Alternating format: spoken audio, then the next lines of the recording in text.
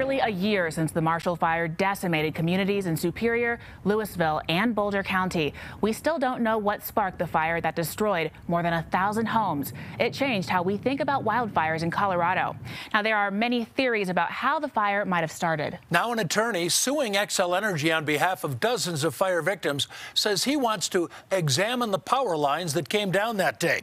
CBS 4's Rick Salinger has been following this lawsuit since it was filed against the power company. And Rick, today you touch base with the investigators and Xcel.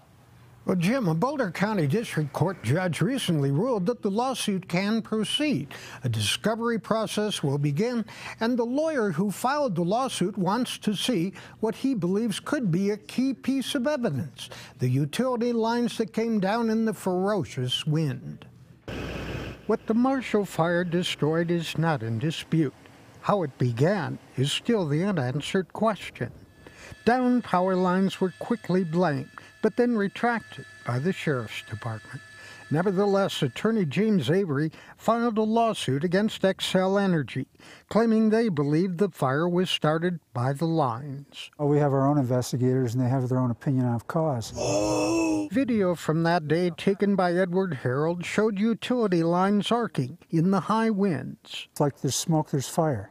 It's the same thing with power lines. You have that smoke, it shows damage to the power lines, and it shows that there was molten metal that was likely cast into the 100-mile-an-hour winds, which we know were blowing directly onto the open space field. Xcel responded, "We have conducted our own investigation into the cause of the Marshall Fire, and based on that review, we do not believe the fire was caused by our equipment or operations." We were really close. People in the area we met said they'd like to learn the cause, including Roger Funk, who was nearby on that day. Familiar with how a fire could just come out of the foothills and just take out whole neighborhoods, but to actually see it happen was totally shocking. The Boulder County Sheriff's Office says we are still waiting on some outside review and assistance. I truly hope we will have an update soon.